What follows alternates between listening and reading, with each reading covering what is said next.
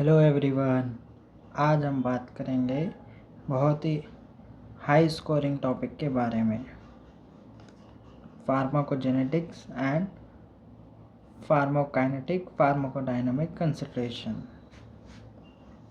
ये टॉपिक ना सिर्फ एग्ज़ाम्स के लिए इम्पोर्टेंट है बल्कि पर्सनलाइज्ड मेडिसिन के फ्यूचर का फाउंडेशन भी है। ये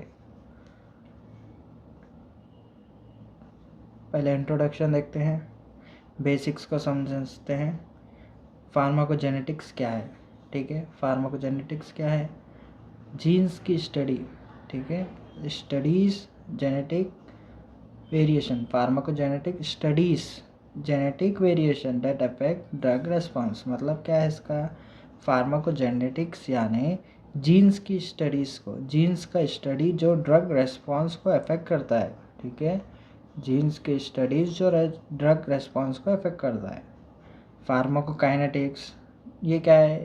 इन्वॉल्व्स एडीएम में। ये तो एडीएम में आपको मालूम है, एब्जॉर्प्शन, डिस्ट्रीब्यूशन, मेटाबॉलिज्म, एक्सक्रीशन, इससे डील करता है ये फार्माकोकाइनेटिक्स। अब रही बात फार्माकोडायनामिक्स की बात। फार्माकोडायनामिक्स क्या करता है? Deals with drug receptor interactions, efficacy and toxicity. मतलब क्या है इसका? ड्रग बॉडी पे क्या इफेक्ट करता है वो देखते हैं। एंजाइम सिग्नलिंग वगैरह सब इसमें आ जाता है। क्लिनिकल रेलेवेंस देखेंगे। क्लिनिकल रेलेवेंस यानी क्लिनिकल इम्पोर्टेंस क्या है इसकी? Helps in personalised medicine, improving efficacy and reducing ADRs. यानी ये सब मिलकर हेल्प करते हैं हमें किस में? डिज़ाइन करने में। क्या डिज़ाइन करने में? पर्सनलाइज्ड मेडिसिन डिज़ाइन करने में हेल्प करते हैं। पर्सनलाइज्ड मेडिसिन डिज़ाइन करने में हेल्प करते हैं और बेटर एफिकेसी, मेडिसिन की बेटर एफिकेसी को प्रमोट करता है ये। और फीवर साइड इफ़ेक्ट्स को रिड्यूस करता है। फार्माकोजेनेटिक्स फार्माकोकाइनेटिक कंसिडरेशंस, इसमें देखेंगे हम अब्जॉर्प्शन, डिस्ट्रीब्यूशन, मेटाबॉलिज्म और एक्सक्रीशन। क्योंकि ये फार्माकोकाइनेटिक्स है, काइनेटिक्स में हम यहाँ पढ़े थे एडीएम में आता है, तो एडीएम ही देखेंगे हम। अब्जॉर्प्शन देखेंगे। अब्जॉर्प्शन में क्या है पहले हम देखेंगे। इसमें अब्जॉर्प्शन समझेंगे पहले। अब्जॉर्प्शन में क्या? फार्माकोजेनेटिक्स अब्जॉर्प्शन में, फार्माकोजेनेटिक्स में समझेंगे अब्जॉर्प्शन क्या है, उसका रोल। पी ग्लाइकोप्रोटीन, ठीक है, ABCB1 जीन होता है। ठीक है, पॉलीमॉर्फिज्म इफेक्ट ड्रग अब्जॉर्प्शन। मतलब क्या है इसका? ये ABCB1 जीन में इसमें वेरिएशन हो तो ड्रग अब्जॉर्प्शन लो या हाई हो सकता है। ठीक है, अगर इसमें कुछ वेरिएशन हो गया तो ड्रग का अब्जॉर्प्शन लो हो जाएगा या हाई हो जाएगा। एग्जाम्पल के साथ समझेंगे इसका। डिगॉक्सिन का अब्जॉर्प्शन रिड्यूस हो सकता है, प्लाज्मा लेवल कम हो जा सकता है। ठीक है, ABCB1 वेरिएंट अगर हो गया तो डिगॉक्सिन को वो क्या करेगा? डिगॉक्सिन का अब्जॉर्प्शन को रिड्यूस कर देगा। ठीक है, रिड्यूस हो गया यानी प्लाज्मा लेवल्स में कम हो जाएगा। डिस्ट्रीब्यूशन देखेंगे अब। डिस्ट्रीब्यूशन में देखेंगे genetic variation in plasma proteins, albumin, alpha 1 acid glycoprotein affects drug binding. ठीक है, ये प्लाज्मा प्रोटीन्स जैसे एल्बुमिन या अल्फा 1 एसिड ग्लाइकोप्रोटीन्स के जेनेटिक वेरिएशंस इम्पैक्ट करते हैं ड्रग की बाइंडिंग को। पहले क्या हो गया था? ये ABCB1 का वेरिएंट हो गया तो क्या हो गया था? उसमें ड्रग के अब्जॉर्प्शन को रिड्यूस या इंक्रीज कर दे रहा था वो। इसमें क्या हो जा रहा था? अगर इसमें जेनेटिक वेरिएशन हो गया इसमें, तो एल्बुमिन या अल्फा 1 एसिड ग्लाइकोप्रोटीन में इसमें अगर वेरिएशन हो गया तो ये क्या करता है? ड्रग की बाइंडिंग, ड्रग जाके जो रिसेप्टर पे, जहाँ पे भी टारगेट साइट पे जाके बाइंड करना है वहाँ पे बाइंडिंग पे अफेक्ट कर देंगे उन्हें। इसका एग्जाम्पल के साथ समझेंगे।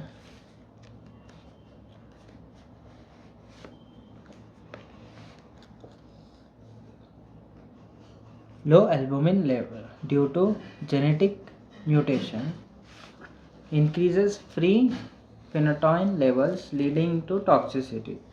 यानी लो एल्बुमिन म्यूटेशन की वजह से एल्बुमिन लो हो गए हैं लो हो गया तो फेनोटाइन का जो है वो फ्री ड्रग कॉन्सेंट्रेशन इंक्रीज हो जाता है। फेनोटाइन बाइंड नहीं कर सक रहा किससे भी टारगेट साइट से। एल्बुमिन, फेनोटाइन जो है वो एल्बुमिन वगैरह को प्रोटीन को बाइंड करने का था वो, ठीक है, प्रोटीन बाउंड है ये। तो एल्बुमिन कम है, फेनोटाइन ज़्यादा है, तो फेनोटाइन जाके एल्बुमिन को पूरा ड्रग बाइंड नहीं कर सकता। जो भी ड्रग बाइंड नहीं हो सकता उसका फ्री ड्रग कॉन्सेंट्रेशन इंक्रीज़ हो जाता है। फ्री ड्रग कॉन्सेंट्रेशन इंक्रीज़ हो गया यानी बॉडी में ड्रग ज़्यादा हो गया, ड्रग ज़्यादा हो गया यानी टॉक्सिसिटी हो जाती है।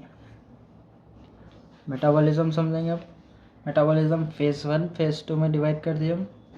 फेज़ 1 में क्या आता है देखिए, CYP450 एंजाइम्स, और इसके अंदर सब एंजाइम्स भी है वो भी देखेंगे हम। इसमें क्या होता है कि genetic variation can change drug breakdown speed, जो भी ड्रग की ब्रेकडाउन स्पीड होती है वो चेंज हो सकती है, इंक्रीज या डिक्रीज हो सकती है जी, अगर इसमें जेनेटिक वेरिएशंस आ गया तो। उसके सब एंजाइम्स कौन से, ये एंजाइम्स को याद करना है आप। ये सिर्फ 450 एंजाइम के सब एंजाइम्स, सिर्फ 2D6, सिर्फ 2C19, सिर्फ 3A4 activity impacting drug metabolism. पहले देखते हैं सिर्फ 2D6, ये क्या है, पूर मेटाबोलाइज़र, ठीक है। अगर पूर मेटाबोलाइज़र हो गया ये तो क्या होता है, मेटाबोलाइज नहीं करता है ड्रग को। इसको एग्जांपल के साथ समझेंगे। Codeine reduce codeine activation lowering it's analgesic effect. Codeine का पूर मेटाबोलाइज करता है, ठीक है। मतलब क्या है इसका, देखिए कोडेन को मॉर्फिन में कन्वर्ट करने से उन्हें स्लो कर देता है। पूर मेटाबॉलिज्म हो रहा था। कोडेन क्या होता है, बॉडी में गए बाद में एक्टिव फॉर्म में आने के लिए मॉर्फिन में कन्वर्ट होता है ये एंजाइम्स की हेल्प से। ये एंजाइम से नहीं है आप तो क्या हो जाएगा, या वेरिएशन हो गया इसमें तो क्या हो जाएगा, कोडेन जो है मॉर्फिन में कन्वर्ट नहीं होएगा। अगर मॉर्फिन में कन्वर्ट नहीं होएगा, इन्हें मॉर्फिन में कन्वर्ट नहीं होएगा, कन्वर्ट हो गया तो ड्रग इफेक्ट, थेरेपेटिक इफेक्ट दिखेगा। अगर कन्वर्ट नहीं होएगा तो क्या हो जाएगा, less pain relief, pain relief नहीं होगा, ठीक है, एनाल्जेसिक इफेक्ट नहीं मिलेगा हमें, ठीक है। ये पूर मेटाबोलाइजर का एग्जांपल था। अब देखते हैं CYP 2C19 loss of function alleles. इसमें क्या होता है, क्लोपिडोग्रिल का एग्जांपल है, clopidogrel resistance leading to treatment failure. Clopidogrel जो होता है इनएक्टिव रहता है तो नो प्लेटलेट एक्शन, ठीक है। क्लोपिडोग्रिल जो होता है वो ड्रग को क्या करता है, वो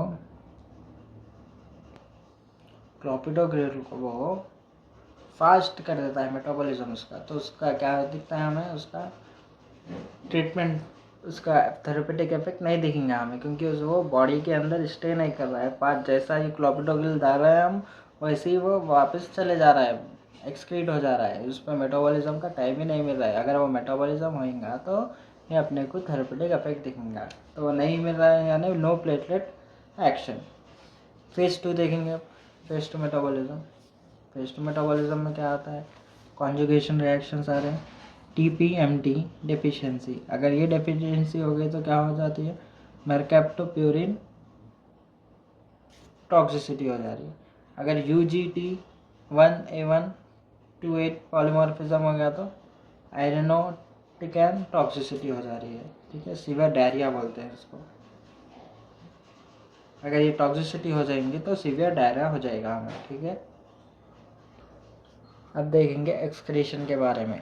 रीनल ट्रांसपोर्टर्स जैसे कि OC2, T2, OA, T1, GP influence करते हैं ड्रग के क्लियरेंस को, ठीक है। एग्जाम्पल के साथ समझते हैं, ट्रांसपोर्टर जीन्स म्यूटेशंस, ठीक है, लाइक SLC22A2। इसमें अगर म्यूटेशंस हो गया तो अफेक्ट करता है वो रीनल फंक्शन को, ठीक है, रीनल क्लियरेंस को वो क्या करता है, अफेक्ट कर देता है।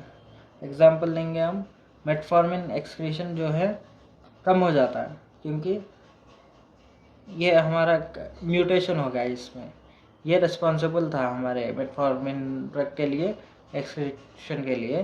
तो इसमें क्या हो गया, म्यूटेशन हो गया। तो म्यूटेशन हो गया यानी मेटफॉर्मिन का एक्सक्रीशन कम हो जाता है, साइड इफेक्ट्स बन आ जाते हैं। समझे? आपके मेटफॉर्मिन का एक्सक्रीशन कम हो गया है, ये म्यूटेशन हो गया, ये जीन में म्यूटेशन हो गया। ये म्यूटेशन होते ही इन्हें क्या करता है, रिस्पॉन्सिबल है इन्हें मेटफॉर्मिन के एक्सक्रीशन को। तो इसमें म्यूटेशन हो गया तो मेटफॉर्मिन का एक्सक्रीशन कम हो जाएगा।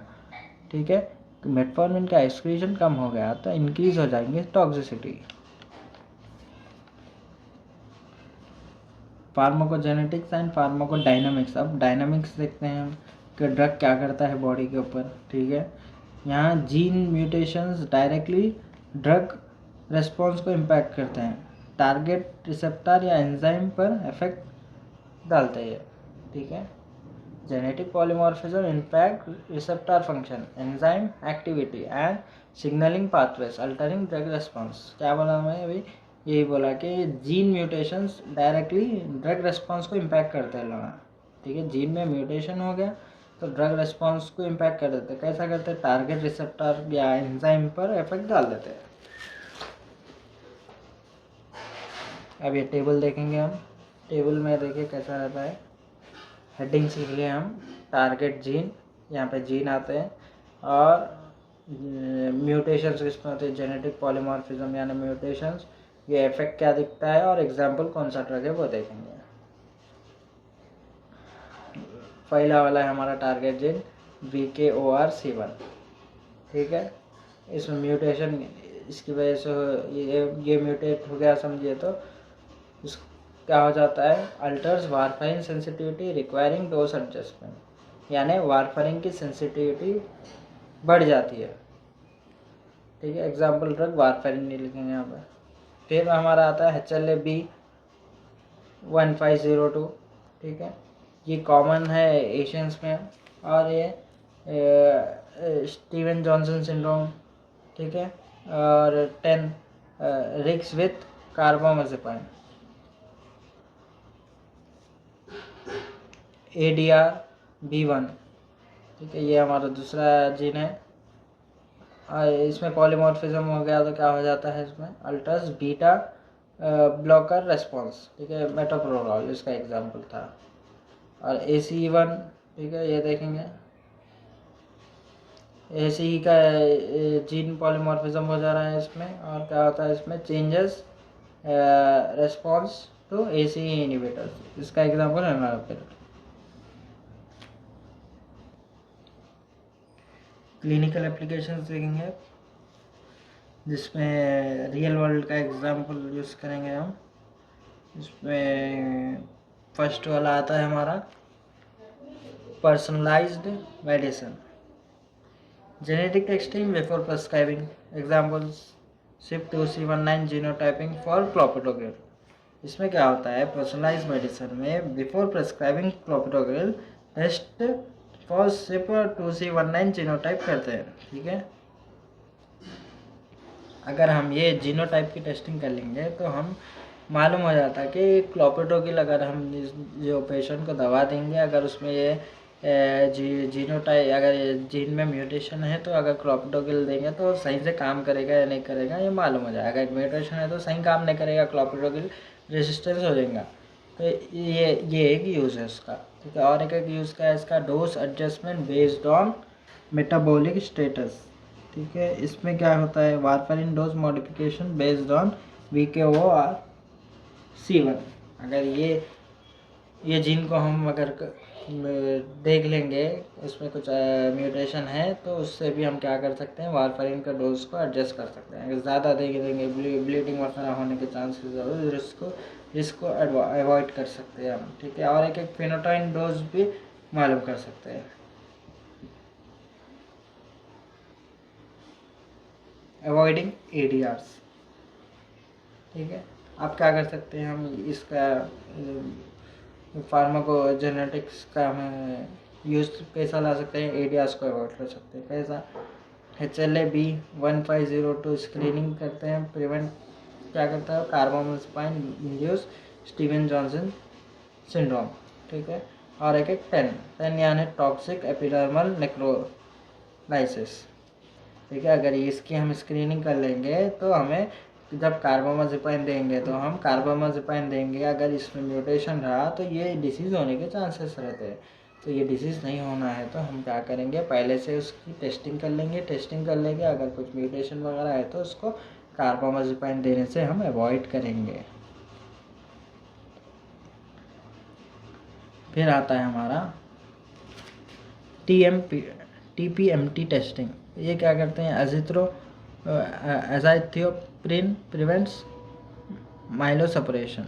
ठीक है, इससे हम क्या कर सकते हैं, माइलोसप्रेशन को रोक सकते हैं ये टेस्टिंग कर कर। और optimising drug efficacy. Optimising drug efficacy कैसा कर सकते हैं हम, एंटी डिप्रेसेंट दो या लाइक अमिट्रिप्टिलिन। ठीक है, CYP2D6 जीनोटाइपिंग इसमें बहुत हेल्पफुल होता है। ठीक है, CYP2D6 हम जीनोटाइप कर लिए तो एंटी डिप्रेशन सेलेक्ट करने के लिए हमें बहुत ही हेल्पफुल होता है। और ये HER2 टेस्टिंग भी करें तो आप before prescribing trastuzumab for breast cancer के लिए भी हमें टेस्टिंग आती है। For breast cancer HER2 testing before starting trastuzumab. ये ड्रग स्टार्ट करने से पहले हम क्या करेंगे कि ब्रेस्ट कैंसर के जो पेशेंट्स होते हैं उनको ये ड्रग देना पड़ेगा। ये ड्रग देने के लिए हम क्या करेंगे, पहले इसकी टेस्टिंग करेंगे HER2 की। ठीक है, HER2 की टेस्टिंग करेंगे तो मालूम चल जाएगा कि वो इसके रेसिस्टेंट है या नहीं, म्यूटेशन हुआ है या नहीं कुछ। तो जब कहीं हम ये ड्रग देंगे तो ब्रेस्ट कैंसर में ही एफिकेसी दिखेगी, थेरेप्यूटिक ड्रग का हमें वो मिलेगा। तो ये बहुत इम्पोर्टेंट टॉपिक था, आप समझने आ गया होगा आपको, उम्मीद करता हूँ मैं। और जीन्स ही डिसाइड करते हैं, आखिरी में ये बोलना चाहूँगा मैं कि जीन्स ही डिसाइड करते हैं कि एक ड्रग हमारे बॉडी में क्या करेगा। तो आने वाले ज़माने में 1 जीन 1 डोज का फुल्ली पर्सनलाइज्ड होगा। अगर आपको ये वीडियो हेल्पफुल लगा तो लाइक शेयर सब्सक्राइब करो और कमेंट में लिखो फार्माकोजेनेटिक्स FTW। मिलते हैं अगले कॉन्सेप्ट के साथ। ठीक है, बाय।